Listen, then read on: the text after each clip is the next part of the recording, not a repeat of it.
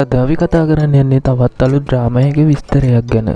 මේ ඩ්‍රාමා එක අනිත් ඩ්‍රාමා වලට වඩා සම්පූර්ණයෙන් වෙනස් කතාවක් තියෙන ඩ්‍රාමා එකක්.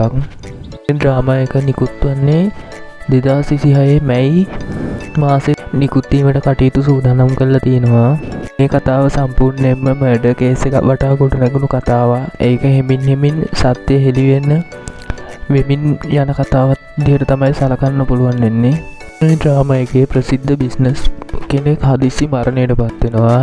ඒක ඊට පස්සේ සැකයක් පළ කරන එක මේ ස්වභාවික වන්නේයක්ද නැත්නම් මර්ඩර් එකක්ද කියලා. මේ කේස් එක ඉන්වෙස්ටිගේට් කරන්න කෙනෙක් එනවා. ඒ ඉන්වෙස්ටිගේෂන් එකේදී සම්බන්ධ වෙච්ච අය හැමෝටම රහස් තියෙනවා. ඒ ඉන්වෙස්ටිගේෂන් එකෙන් පස්සේ ටිකෙන් ටික රහස් හෙළි වෙන්න පටන් ගන්නවා. ඩ්‍රාමා එකේ කතාව කෙටියෙන් තමයි මම ඔය කිව්වේ. දැන් බලමු මේකේ ඉන්න චරිත තේමාවන් එහෙම බලමු. තත්ත්ව සොයන ස්මාර්ට් ඉන්වෙස්ටිගේටර් කෙනෙක් විදිහට එක කෙනෙක් ඉන්නවා. අනිත් කෙනා බිස්නස්මන් කෙනෙක්. එයාට ලොකු රහස් තියෙන චරිතයක්. චරිතය ඉන්න වයිස් පාර්ට්නර් කියලා කෙනෙක්. ඔහොම තමයි මේ ඩ්‍රාමා එකේ චරිත රඟ දක්වන්නේ. මම මේ කතාව පුරාවට ඩ්‍රාමා එකේ නම කිව්වේ නෑ. දැන් ඔයාලට තියෙන්නේ ඩ්‍රාමා එකේ නම හොයලා කමෙන්ට් එකක් දාන්න බලන්න. හරි උද හරියට දාන්නේ බලමු. මම ඒවට රිප්ලයි කරන්නම්.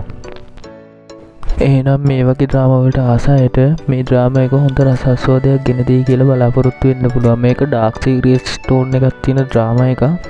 කොහොම වෙයිද කියලා අපි බලමු ඉස්සරහට. එහෙනම් තවත් අලුත් ඩ්‍රාමා එකකින් සෙට් වෙමු.